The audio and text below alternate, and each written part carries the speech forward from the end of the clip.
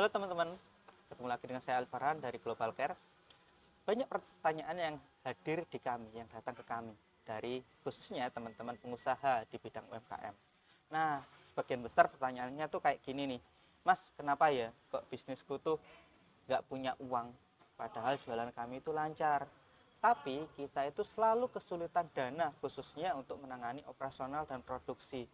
Apa itu artinya kita harus ngutang ya Mas untuk membantu operasional kami? Kalau teman mendapatkan pertanyaan yang sama, yang relevan dengan itu, ini jawabannya.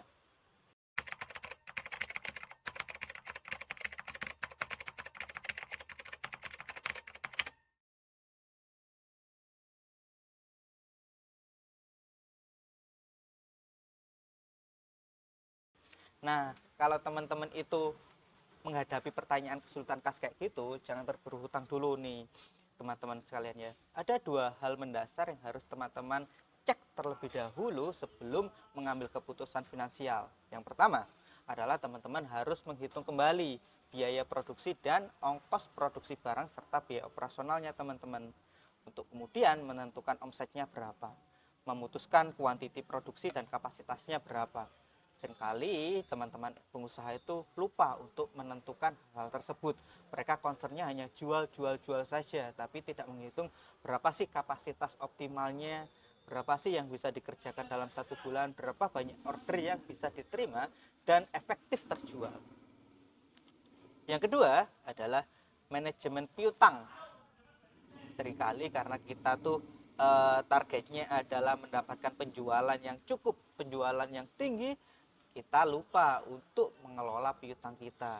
Dijual secara kredit semua tuh, harusnya kan ada penjualan kas yang harus kita terima. Jangan sampai piutangnya usianya lebih panjang daripada hutangnya. Beberapa teman-teman yang saya temui, beberapa klien yang sempat kita kerjakan itu mengalami hal seperti itu. Jadi umur piutang beredar itu lebih panjang daripada usia hutangnya. Jadi mereka bayar vendor, misalkan beli barang sekarang nih, beli barangnya sekarang, dibayarnya 3 hari lagi.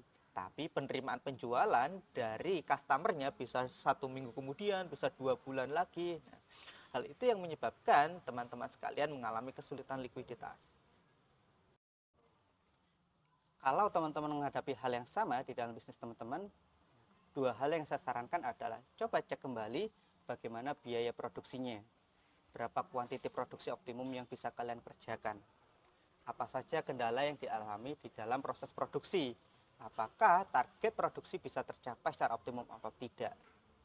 Dan yang kedua, buat aturan yang jelas di dalam bisnis teman-teman antara vendor dan customer, bahwa penjualan kepada customer itu tenggat waktunya kalau bisa, dan memang harus bisa, itu jangan sampai lebih panjang daripada pembayaran ke vendor. Jangan sampai tuh kita harus bayar ke vendor tapi belum menerima pembayaran dari customer.